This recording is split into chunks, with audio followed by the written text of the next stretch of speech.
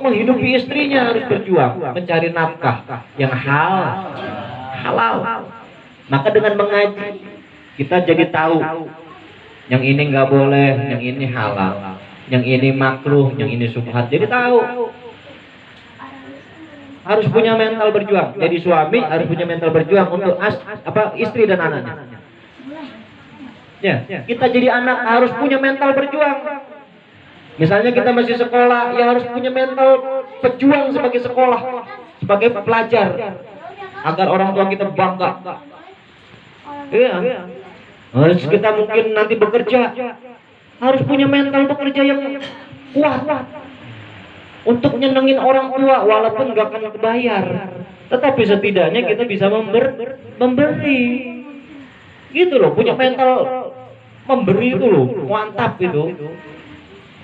Oh iya, punya mental kok nerima, terus ngandelin, terus ada istilah benalu itu kan yo. Manusia terendah itu benalu itu, seakan Allah nggak ngasih kemampuan. Padahal kan Allah kasih kemampuan untuk mencari. Ya, ada tingkatannya nanti yang membuat rezeki jadi gampang datang itu ya ada lagi nanti caranya gitu. Maka belajar ilmu itu ya nanti jadi tahu kita. Tahu yang kita belum tahu, jadi tahu keburukan dan kesalahan gitu. Lah kalau tahu keburukan kita nemuin kesalahan kita terus diluruskan. Alhamdulillah karena belajar memang pasti berjumpa kesalahan. Oh, ini kesalahan saya nih. Diingetin sama temen, diingetin sama guru, ya nerima, kan lagi belajar. Iya, kalau lagi belajar ya nerima, masa diingetin nggak nerima terus singgung ya. Kamu nggak usah belajar, nggak ada kamu dilurusin orang ya nggak mau.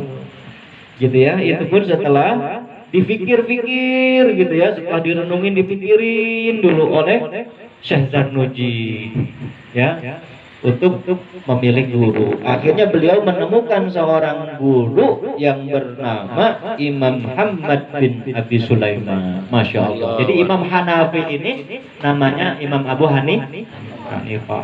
Imam Hanafi, wow, Masya Allah. Kita punya madhab 4 akidah Ahlussunnah wal Jamaah. Imam Hanafi, madhab Imam Hanafi atau Imam Abu Hanifah, Imam Maliki, Imam Syafi'i, nama aslinya Imam Muhammad bin Idris Asy-Syafi'i. Yang keempat Imam Hambali, Imam Ahmad bin Hambal. Makanya disebut dinisbatkan Imam Hambali. Itu kan Masya Allah beliau. Ya. Nah, Imam Muhammad ini golongan tabi'in, generasi setelah sahabat. Coba itu. Berarti kan Imam Zarnuji ini yang ngarang kitab ini kan punya guru nggak main-main. Golongannya tabi'in setelah generasi sahabat. Tabi'in gurunya siapa? Ya gurunya ya para sahabat Nabi. Para sahabat Nabi ya berguru kepada Kanjeng Nabi Muhammad SAW. Tuh. Alhamdulillah ini ilmunya ulama, ilmu kita atau pelajaran kita ini ilmu dari Nabi Sallallahu Alaihi Wasallam. Nabi Sallallahu Alaihi Wasallam. Iya, jangan yang asal-asalan. Nauzubillah, apalagi ustadz-ustadz yang mendadak terkenal di dunia media sosial itu. Hati-hati. Nggak jelas. Yang nggak jelas itu maksudnya keilmuannya itu loh. Ada satu ustadz yang terkenal di media sosial, ya, disebut saja Ustadz Fulan. Ada seseorang itu curhat sama ustadz yang terkenal ini di media sosial. Ustadz, saya itu kok kalau berdoa merasa doa saya itu nggak diijabah sama Allah. Ustadz ini balik tanya sama seorang ini, Bapak perokok nggak? Iya, saya perokok kuat, saya perokok berat. Nah itu gara-gara Anda perokok, makanya doa Anda nggak akan dijabah oleh Allah. Sampai kapanpun kalau Bapak masih perokok, nggak akan dijabah oleh Allah doanya. Ini kan sesat nih. Benar. Ada apaan itu? Para ulama terdahulu kalangannya Mbah Hashim punya satu murid namanya Al-Arif Billah Asy-Syaikh Maulana Muhammad Ihsan Al-Jabbas Kediri radhiyallahu anhu. Beliau punya salah satu karya kitab di mana saat itu, bayangkan ini, saat itu beberapa ulama di zaman itu heboh membahas tentang merokok itu haram apa enggak sih? Syekh Ihsan atau Maulana Muhammad Ihsan Al-Jampes. Jampes itu nama desa di Kediri sana. Beliau langsung menjawab dengan bikin kitab. Masya Allah, Pak. Kalau kita ngambil gampang, lu jangan kata-kata aja ngerokok lagi haram, kagak. Kalau beliau bikin kitab kok, namanya kitabnya Al-Irsyadul Ikhwan li Bayani Sulbil Ghahwa wa Tuhan. Saya kebetulan punya kitab ini, kitab antik yang punya santri-santri tertentu. Alhamdulillah saya punya. Berarti guru santri yang luar biasa, bukan gue dibagi sama guru gue. Berarti kan guru saya ini luar biasa. Saya itu dikasih kitab Al-Irsyadul Ikhwan li Bayani Syurbil Ghahwa wa Tuhan. Itu kitab tentang perkara dan panduan nikmatnya merokok dan minum kopi.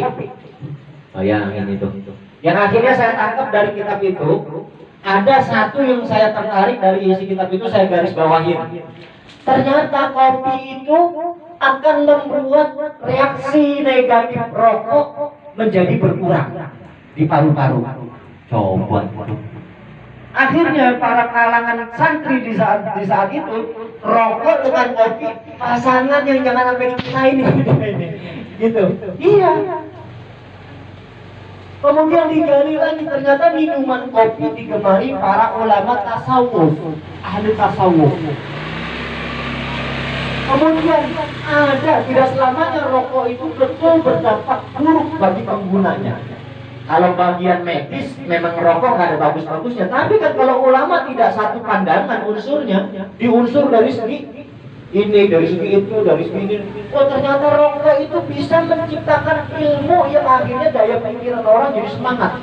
Berarti kan ada juga efek positif, benar nggak? Supaya tidak banyak menimbulkan efek negatif, maka kopi bisa disandingkan sebagai minuman pendamping rokok. Ono nek rokok itu nek udut itu kancane ya kopi ireng. Udah kopi susu lah orang kepake lah. Kopi ireng loh, ada kopi susu, angker nyusu ya nyusu, ngopi aja kopi susu lah. Ya. Kopinya kopi sing hitam loh. Ujuk kopi susu. Sampai ini kan nyusu. Napa pan ngopi, nek ngopi ya ngopi, nek nyusu ya nyusu. Aja kok kopi susu. Lah iya. Itu kitabnya. Wah kata saya ini Ustaz ini kok terlalu tinggi ilmunya kali ini orang. Saya gitu, saya nonton itu waktu itu di media sosial itu namanya Yusuf. Hah? YouTube. Ya orang salah timbang S-nya dong, apa sih? Saya nonton di YouTube. Wah ini Ustadz ya Allah. Coba bayangkan, ulama itu pada merokok, kiai pada merokok. Merokoknya beliau itu betul-betul caranya aja ada. Ya contoh kan saya pernah bilang kalau mau ngerokok itu niat, Bismillah, baca sholat niat, bakar iblis. Ada caranya. Enggak, kalau kita mau sunduk-sunduk aja. Ya apa? Ya Mang Ridwan ya. Kalau kita kan sebakar-bakarnya ya bol-bol bos malah ya kan. Sebakar-bakarnya penting rokok bakar isep enak gua rasa. Itu. Bener enggak? Lo parah kalau rokok haram kemudian merokok. Bagi orang yang merokok itu penghalang doa terijabah, bahaya. Kiai Holil Bangkalan wali banget itu gurunya Mbah Hasim, monggo. Lu ngerokoknya kuat banget, kretek. Lah bener. Rokoknya kretek. Lagi kemarin nih, Habib Lutfi ngerokok. Ulama, banyak ulama, apalagi ulama NU, ini jangan ngomongin rokok. Lah Gus Idam tuh, rokok banget, Gus Idam. Itu kuat banget rokoknya. Itu kita lagi pengen setuju itu perokok kagak bakal dijabah doanya bagus itu kan banyak masang itu jamaahnya perokok banget bro dia awalnya mana kayak saya dia guru Gusikdam ya kan ada yang ngomong guru lama-lama saya ngeliatin gaya guru gaya Gusikdam jangan dia hebat banget saya mah apaan tuh lagi gelang gua disamain sama Gusikdam yang emang